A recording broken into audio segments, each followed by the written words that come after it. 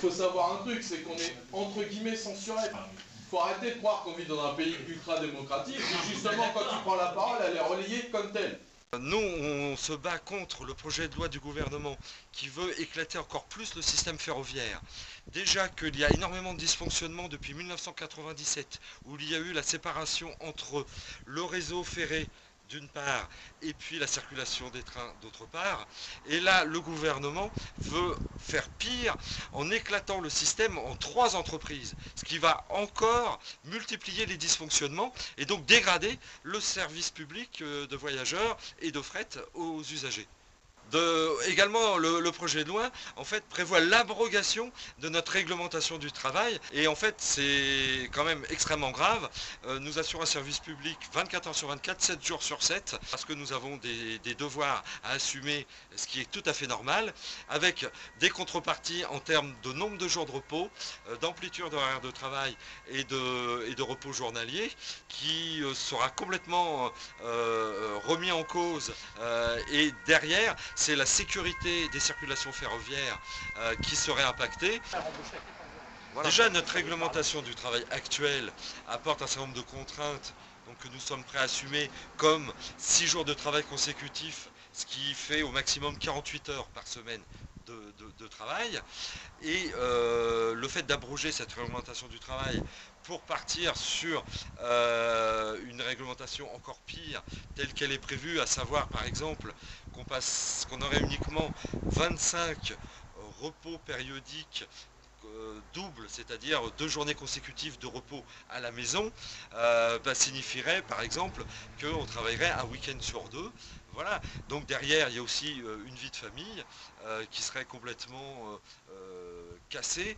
Il faut absolument que la réglementation du travail allie le fait qu'effectivement on assure toute la production pour que les trains circulent, mais aussi des temps de repos, qu'ils soient journaliers, de repos périodiques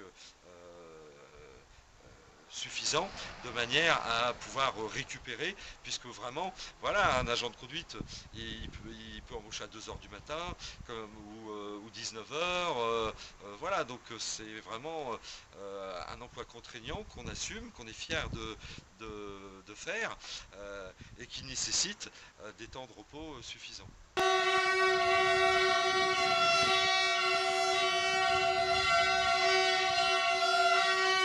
Quand il dit qu'il veut réunifier le système ferroviaire, au contraire, il veut l'éclater en 3 entreprises distinctes qui multiplieraient encore plus les dysfonctionnements que les usagers peuvent déjà subir actuellement.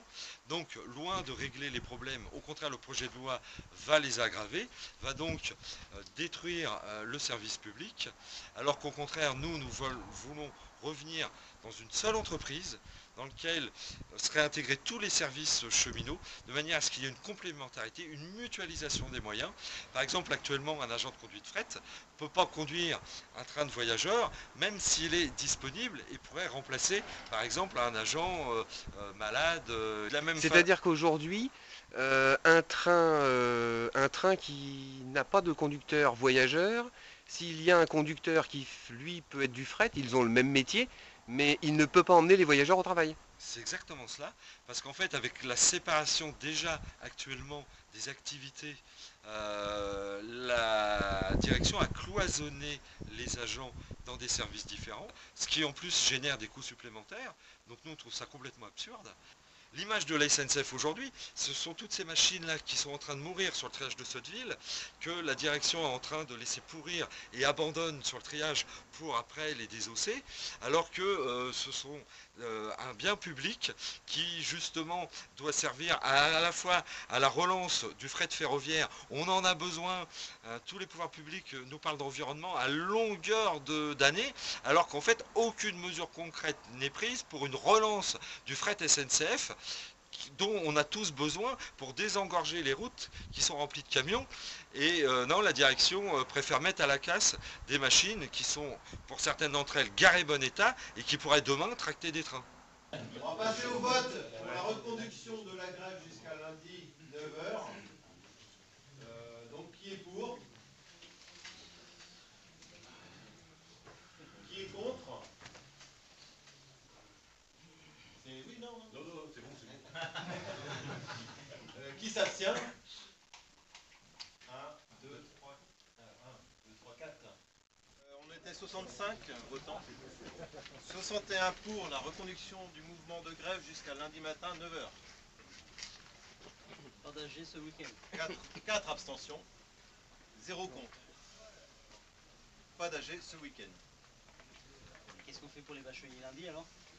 Bah, si, Posez la question au gouvernement. alors Si le gouvernement retire son projet de loi, nous saurons prendre nos dispositions. Bien. Il a répondu. Soyez pas si émotifs. Oh, je vous parais motif là? Ah là oui. Bon, ok, je vais faire monter. Les agents de conduite seront encore beaucoup plus fatigués, et ce qui va amener des risques. Voilà, la plupart des métiers à la SNCF sont des métiers directement liés à la sécurité, et c'est clair que le nombre de repos est directement lié au maintien d'un bon état physique des agents pour que la conduite des trains se fasse en toute sécurité. Et moral, parce que si tu vois plus tes enfants... Également, oui. Ouais, qui aurait envie d'un train conduit par des dépressifs?